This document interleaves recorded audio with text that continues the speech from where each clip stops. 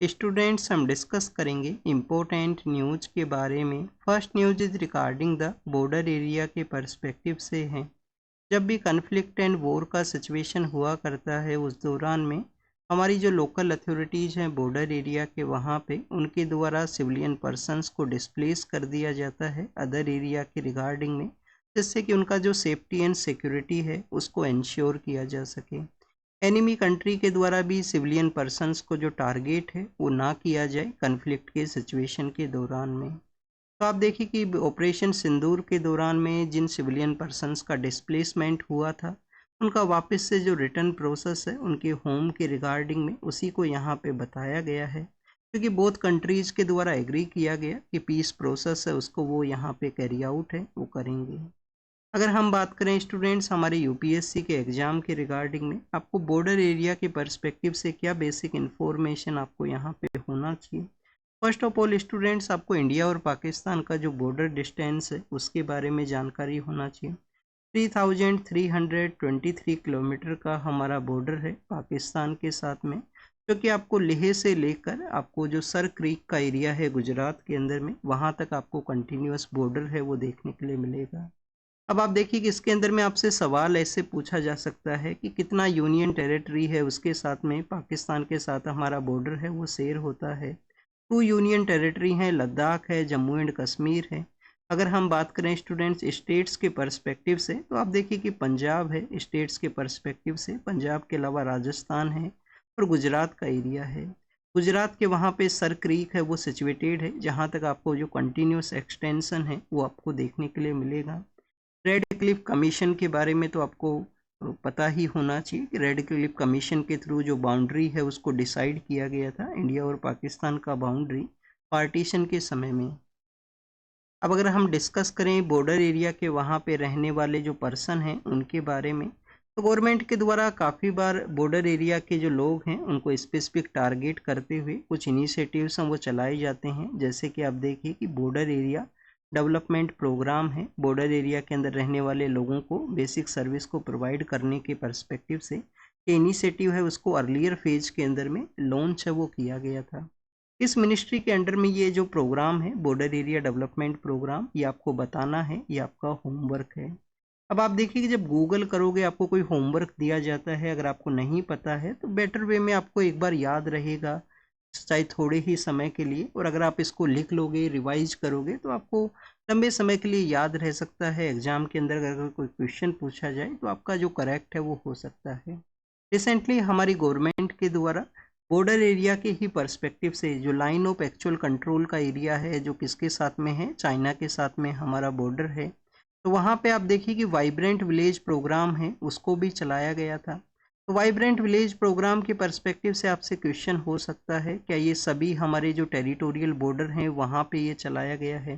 तो सभी बॉर्डर्स के वहाँ पे नहीं है, लाइन ऑफ एक्चुअल कंट्रोल के वहाँ पे है, जिसके अंदर में जो भी हमारे स्टेट्स हैं जो भी हमारे यूनियन टेरिटरीज हैं जो एरिया शेयर करते हैं उस एरिया के अंदर में ये हुआ करता है। उससे रिलेटेड मिनिस्ट्री से आपसे सवाल हो सकता है कि क्या मिनिस्ट्री ऑफ डिफेंस के अंडर में है या मिनिस्ट्री ऑफ होम अफेयर्स के अंडर में है। वाइब्रेंट विलेज प्रोग्राम है वो मिनिस्ट्री ऑफ होम अफेयर्स के अंडर में है। बेसिक सर्विस को ही प्रोवाइड करने के रिगार्डिंग में ये भी वहाँ का एक इनिशिएटिव है। रिसेंटली अप्रैल के मंथ के दौरान में गवर्नमेंट के द्वारा वाइब्रेंट विलेज प्रोग्राम का फेज सेकंड है उसको लॉन्च किया गया, जिसके अंदर मोर स्टेट्स हैं उनको इंक्लूड किया गया है। इसका यहाँ पे जो फंडिंग का जो पैटर्न है वो सेंट्रल सेक्टर के रूप से डेजिग्नेट है वो किया गया। इसके अलावा भी स्टूडेंट्स हमारी सिक्योरिटी फोर्सेस के द्वारा काफ़ी सारे इनिशिएटिव चलाए जाते हैं जिससे सिविलियन पर्सनस हैं उनका मोर जो आप देखिए कि ट्रस्ट है वो बिल्ड हो सके सिक्योरिटी फोर्सेज के रिगार्डिंग में। जैसे कि आपको जम्मू एंड कश्मीर के रिगार्डिंग में WHAM नाम से एक इनिशिएटिव देखने के लिए मिलेगा, विनिंग हार्ट एंड माइंड। लोगों का जो हार्ट है जो ट्रस्ट है उसको हमें बिल्ड करना है, कॉन्फिडेंस को यहाँ पे बिल्ड करना है। नेक्स्ट अगर हम बात करें स्टूडेंट्स ऑपरेशन सिंदूर के लेटर फेज के अंदर में director general of military operation है उनके द्वारा एक प्रेस कॉन्फ्रेंस है वो कैरी आउट किया गया। ऑपरेशन के जो सभी डिटेल्स हैं वो शेयर किए हैं, कैसे हमारी जो डिफेंस फोर्सेज हैं उनके द्वारा यहाँ पे टेररिस्ट पर्सनस हैं उनको इनिशियल फेज के अंदर एलिमिनेट किया गया। पाकिस्तान का जो फोर्सेज हैं उनके साथ में जब ऑपरेशन था तो उस समय हमने किस तरीके से जो कैजुअलिटीज़ हैं उनको कैरी आउट किया है। कौन कौन से एरियाज हैं उनको टारगेट किया गया है डिफेंस फोर्सेज के द्वारा।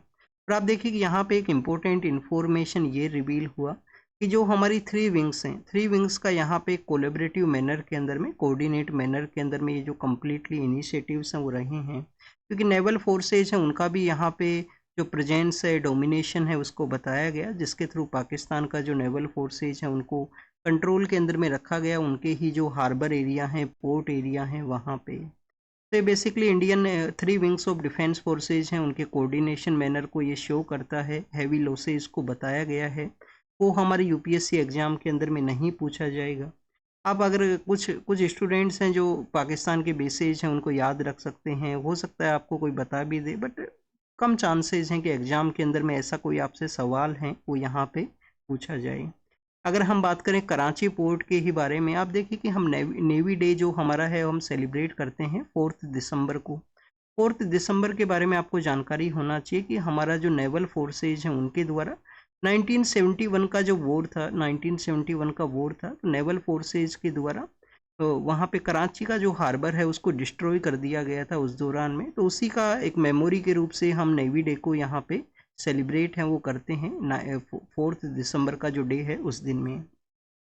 छत्रपति शिवाजी महाराज का जो मॉडर्न स्टेट का नेवल फोर्सेस का जो वॉरफेयर एक्टिविटी है उसके अंदर इम्पोर्टेंस के रिगार्डिंग में उनका भी आप देखिए कि जो हिस्टोरिकल रिलेशन है वो हमारी गवर्नमेंट के द्वारा अभी रिसेंटली बताया गया था, 2-3 ईयर्स बैक में उनका जो हिस्टोरिकल रिलेशन है उसको ऐड किया गया नेवल फोर्सेस के डेवलपमेंट के रिगार्डिंग में प्रेजेंट वॉरफेयर के सिचुएशन में। तो ये हमारे ऑपरेशन सिंदूर का जो बेसिक इन्फॉर्मेशन यहाँ पे मेंशन था, एग्जाम के पर्पज से क्या कुछ ज़्यादा कुछ इन्फॉर्मेशन है वो यहाँ पे नहीं है। नेक्स्ट आप देखिए कि यहाँ पे इन्वायरमेंट के पर्सपेक्टिव से, वाइल्ड लाइफ एंड इन्वायरमेंट के पर्सपेक्टिव से मेंशन है।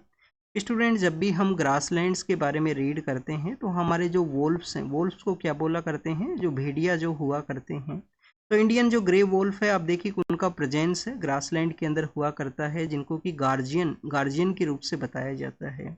यहाँ पे जो एग्जाम इस आर्टिकल के अंदर में जो मेंशन किया गया, पुणे के पास में आप देखिए कि एक वाइल्ड लाइफ सेंचुरी है, भिगवान वाइल्ड लाइफ सेंचुरी है। वाइल्ड लाइफ सेंचुरी का नाम है स्टूडेंट्स भिगवान। हो सकता है कोई क्वेश्चन ऐसे पूछ लिया जाए कि वाइल्ड लाइफ सेंचुरी को मेंशन कर दिया जाए या प्रोटेक्टेड एरियाज को मेंशन कर दिया जाए और उसको स्टेट के साथ में डेट मैच द कॉलम के अंदर में आपसे सवाल है वो पूछ लिया जाए।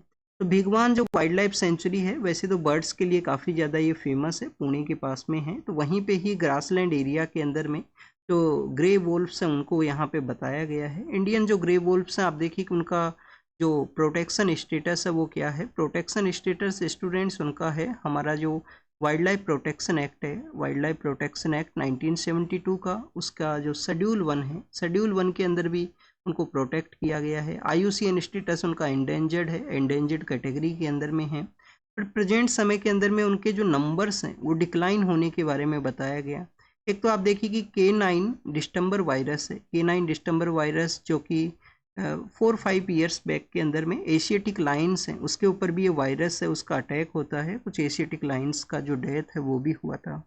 एशियाटिक लाइन इंडिया के अंदर में कहाँ पे मिलते हैं, गिर का जो एरिया है, गिर फॉरेस्ट का जो एरिया है वहाँ पे गुजरात के अंदर में ओनली प्लेस है जहाँ पे अभी प्रेजेंट समय के अंदर मिला करते हैं। सुप्रीम कोर्ट का या इन्वायरमेंटल एक्टिविस्ट का एक डिमांड भी है कि डेट गिर से उनको अदर एरिया के लिए भी शिफ्ट किया जाए कि अगर कोई इमरजेंसी सिचुएशन है, कोई वहाँ पे डिजीज का आउटब्रेक होता है तो सभी को इम्पैक्ट ना हो, किसी को अदर एरिया के अंदर में प्रोटेक्ट करते हुए बचा लिया जाए। तो वही K9 डिस्टेंबर वायरस से यहाँ पे जो ग्रे वोल्फ्स हैं, इंडियन ग्रे वोल्फ्स, उनके ऊपर में अटैक हुआ, उनके यहाँ पे नंबर्स हैं वो डिक्लाइन हुए हैं। डॉग्स का भी यहाँ पे डेट पुश है उसको बताया गया है, वोल्फ्स के नंबर्स हैं उसके डिक्लाइन के रिगार्डिंग। और काफ़ी बार आपको डॉग्स एंड वोल्फ्स का एक क्रॉस ब्रीडिंग का कॉन्सेप्ट है वो भी देखने के लिए मिलता है, उसको भी यहाँ पे मेंशन है वो किया गया। तो एग्जाम के पर्पज़ से आप ये कि भिगवान वाइल्ड लाइफ सेंचुरी को एक बार नोट डाउन कर लेना, पुणे के पास में है, महाराष्ट्र के वहाँ पे सिचुएटेड है। और जो हमारे ग्रे वोल्फ्स हैं उनका ये IUCN प्रोटेक्टेड स्टेटस और इनको गार्जियन ऑफ ग्रासलैंड के रूप से बताया करते हैं। अब आप देखिए वाइल्ड लाइफ के रिगार्डिंग में 2 और न्यूज़ यहाँ पे पब्लिश हुए हैं आज के ही न्यूज़पेपर के अंदर में। स्टेट वाला जो पेज अगर आप ओपन करोगे, दिल्ली एडिशन का हम डिस्कशन है वो करते हैं यहाँ पे। तो आप देखिए कि स्टेट वाले पेज के अंदर में बताया गया है कि राजस्थान के अंदर में जो रणथंभौर का एरिया है, रणथंभौर राजस्थान के अंदर में सिचुएटेड है। रणथंभौर नेशनल पार्क है, टाइगर रिजर्व है। तो आप देखिए कि जो रणथंभौर राजस्थान के अंदर में सिचुएटेड है, वहाँ पे भी टाइगर के द्वारा अटैक किया गया था फॉरेस्ट के गार्ड के ऊपर में। फॉरेस्ट गार्ड के ऊपर में अटैक है वो किया गया है। तो टाइगर के जो अटैक्स हैं इनको हमने 1 या 2 मंथ बिफोर भी रणथंभौर के अंदर रीड किया था कि वहाँ पे एक टेम्पल है, लोग विजिट करते हैं टेम्पल के अंदर में, और वहाँ पे भी एक चिल्ड्रन के ऊपर में टाइगर के द्वारा अटैक है वो किया गया।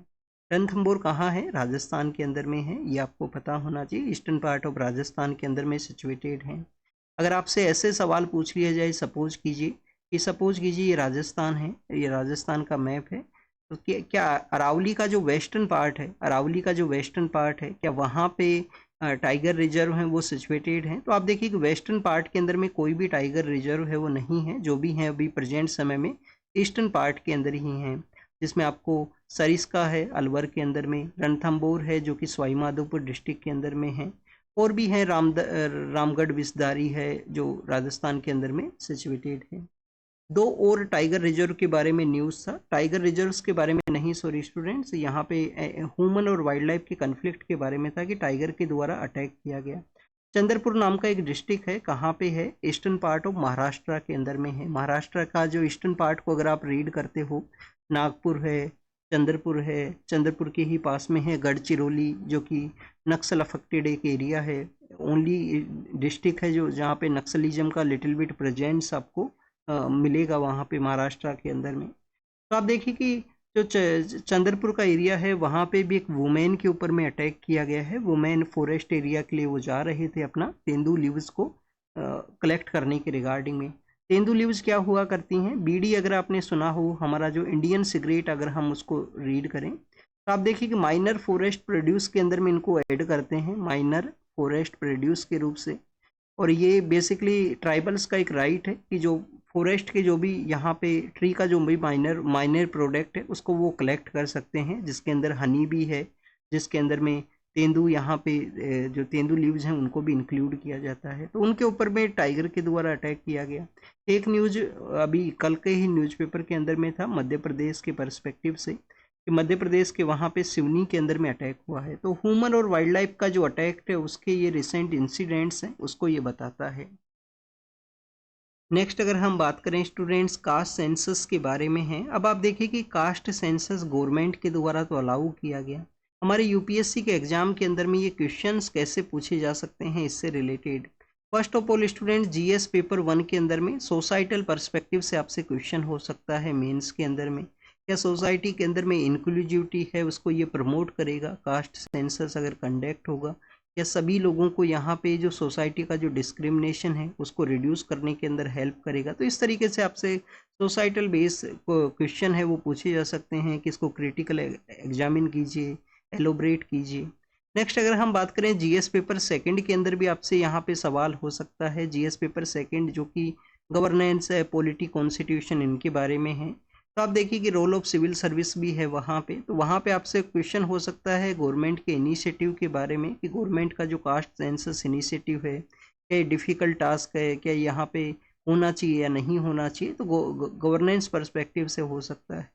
एथिक्स के अंदर भी आपसे कोई क्वेश्चन पूछ लिया जाए, क्या सोसाइटल डिवाइड रहेगा, अगर आप सिविल सर्वेंट पोस्टेड हो तो कैसे आप उस डिवाइड को यहाँ पे रिड्यूस करोगे, तो इस तरीके से आपसे सवाल हो जाए। जीएस पेपर 3 के अंदर में इकोनॉमिकल पर्सपेक्टिव से कोई क्वेश्चन आपसे पूछ लिया जा सकता है।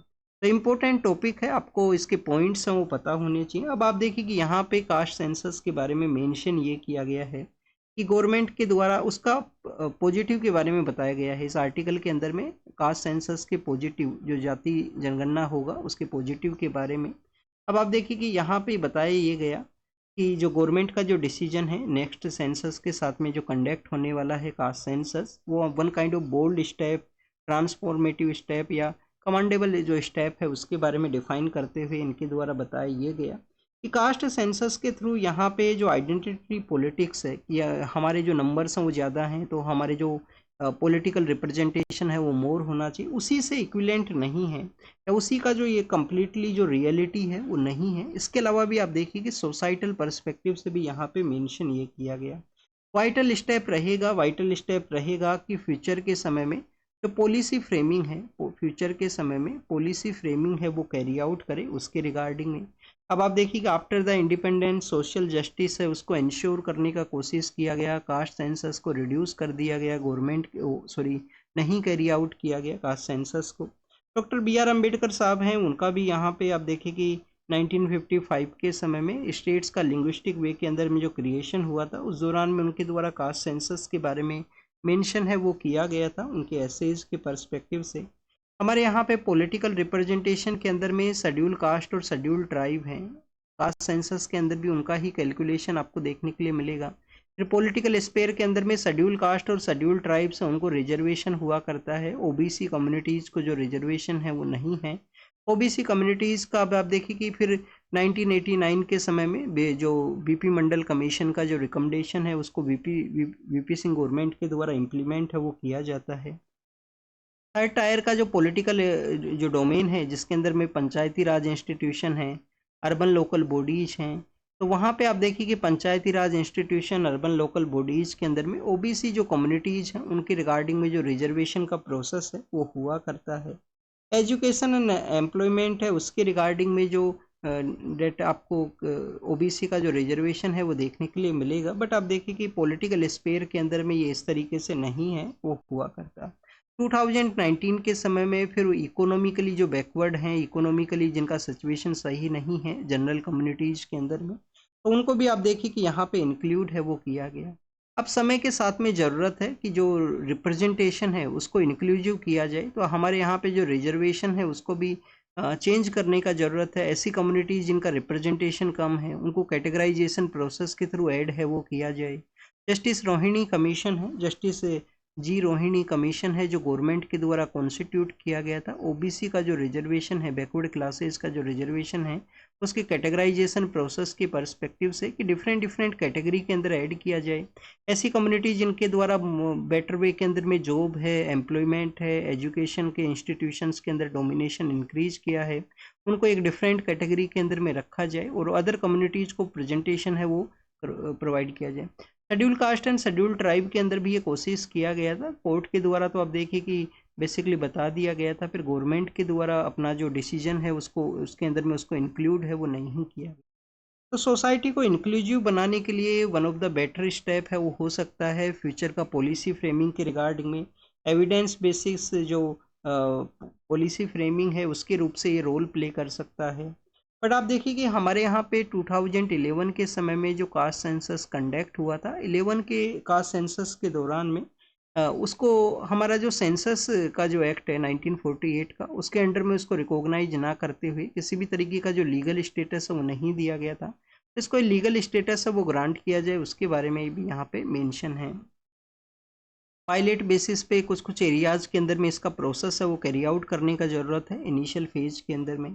फिर हमारे मैन्युफैक्चरिंग सेक्टर के बारे में यहाँ पे मेंशन है। मैन्युफैक्चरिंग सेक्टर के बारे में मेंशन ये किया गया है कि ग्लोबल जो मैन्युफैक्चरिंग सेक्टर है उसके अंदर में आपको एक शिफ्ट है वो देखने के लिए मिलेगा। ग्लोबल जो मैन्युफैक्चरिंग सेक्टर है उसके अंदर में शिफ्ट है, किस तरीके से शिफ्ट है आप देखिए कि मैन्युफैक्चरिंग सेक्टर के अंदर में innovation over the years innovation है वो इंक्रीज हुआ है। जो बेसिक पॉइंट है उनको हम डिस्कस करेंगे। वैसे तो काफ़ी कुछ मेंशन किया गया है, काफ़ी कुछ डाटाज हैं वो भी मेंशन है इस आर्टिकल के अंदर में, और जीएस पेपर थर्ड के पर्सपेक्टिव से ये इम्पोर्टेंट है। जीएस पेपर थर्ड के पर्सपेक्टिव से ये इम्पोर्टेंट है। तो आप देखिए कि मैन्युफैक्चरिंग सेक्टर जो है उसके अंदर में इनोवेशन है वो देखने के लिए मिलता है। टेक्नोलॉजिकल जो प्रोडक्ट्स हैं, टेक्नोलॉजिकल सेक्टर का जो यहाँ पे इंटीग्रेशन है वो हुआ है मैन्युफैक्चरिंग के अंदर में भी, और रिसर्च एंड डेवलपमेंट है उसको कैरी आउट किया जाता है कंट्रीज़ के द्वारा। हाई स्किल का यहाँ पे रिक्वायरमेंट है वो हुआ करता है मैन्युफैक्चरिंग सेक्टर का जो प्रेजेंट समय में चेंज हुआ। अब इस ग्रोथ को अगर हमें कैरी आउट करना है तो क्या फंडामेंटल चेंजेज हैं वो यहाँ पे करने होंगे। अब आप देखिए कि 1991 के समय हमारी गवर्नमेंट के द्वारा एलपीजी रिफॉर्म्स को लिए गए थे उस समय में।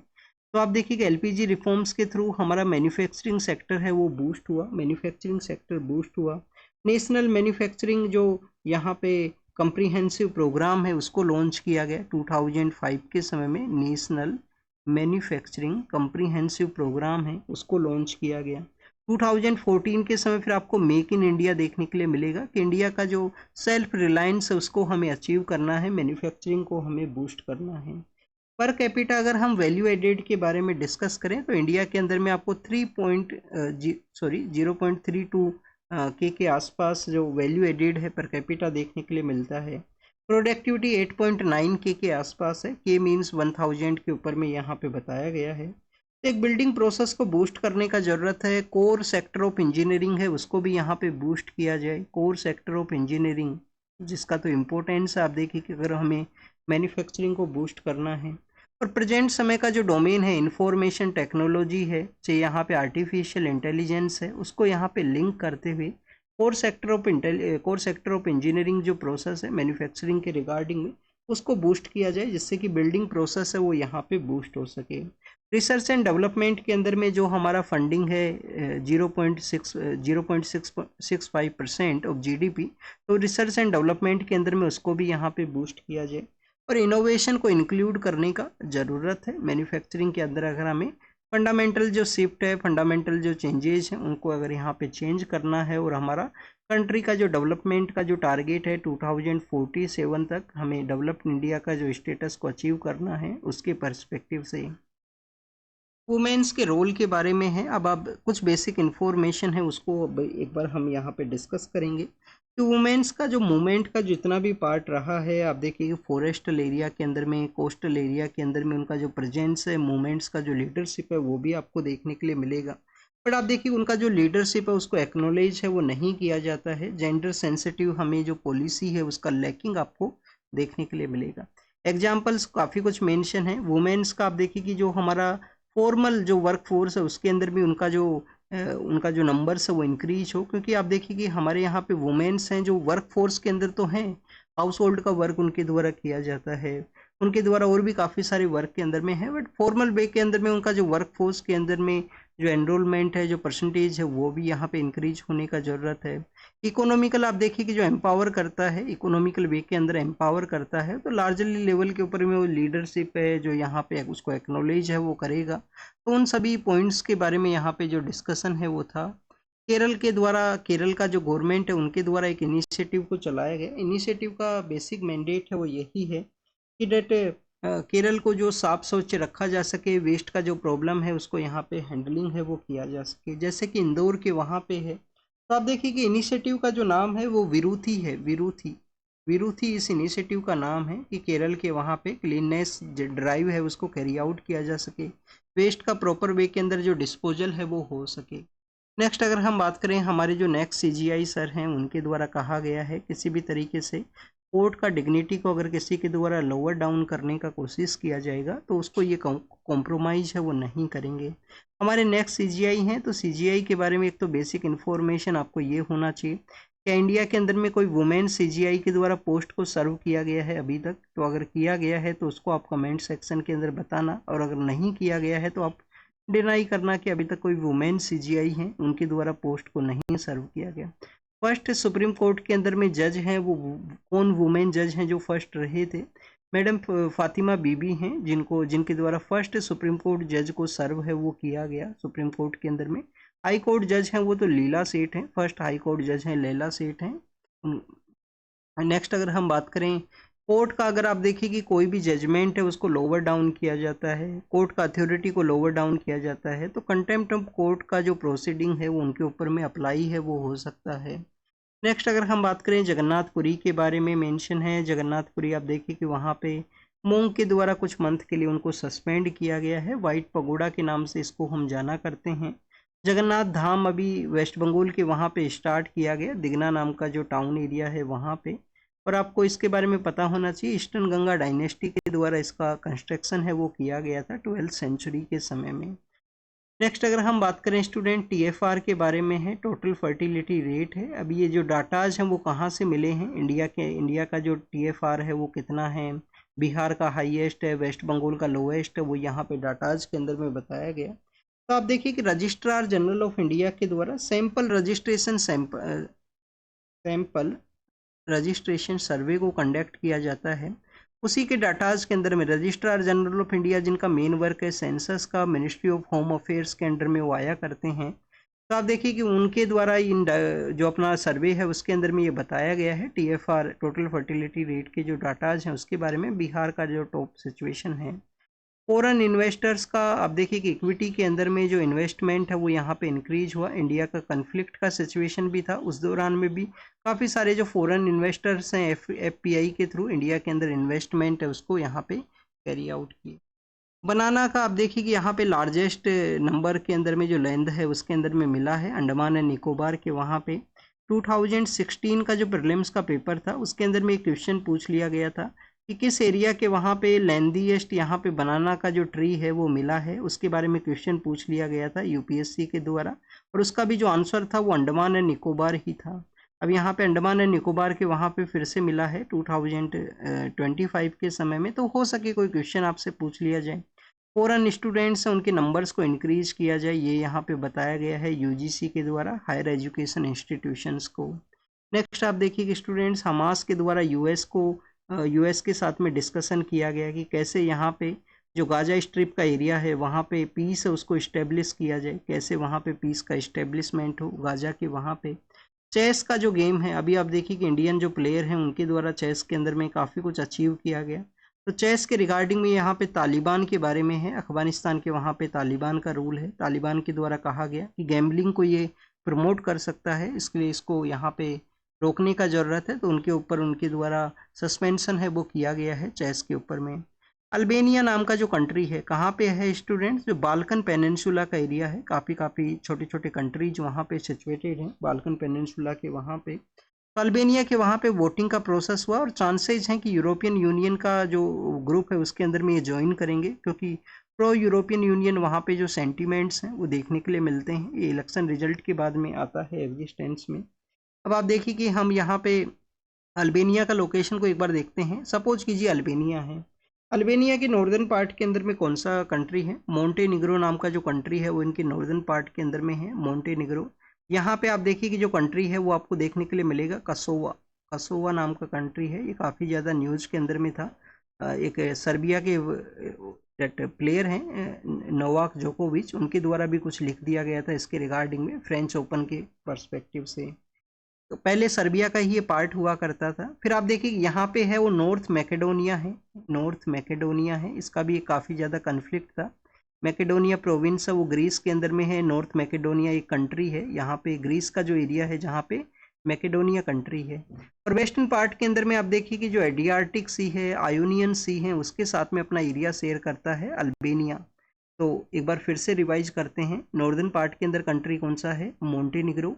फिर नॉर्थ ईस्ट के अंदर में कसोवा है, फिर नॉर्दर्न मैकेडोनिया है, और मैकेडोनिया नाम का जो स्टेट जहाँ पे है ग्रीस के अंदर में वो इसके सदर्न पार्ट के अंदर में है। तो ये बेसिकली अल्बेनिया का लोकेशन था। श्रीलंका के वहाँ पे कुछ इंसिडेंट हुआ, कुछ लोगों का डेथ भी हुआ है, तो वो आप देखिए कि उसको ऑलरेडी हम रीड कर चुके हैं। बांग्लादेश के वहाँ पे अवामी लीग है, अवामी लीग के द्वारा अपना जो प्रोसेस है उसको कैरी आउट किया गया बैन होने के भी बाद में। और जेलेनेस्की हैं जो कि यूक्रेन के पॉलिटिकल लीडर हैं, उनके द्वारा एग्री किया गया कि वो पुतिन से मिलेंगे, पुतिन से वो मिलेंगे।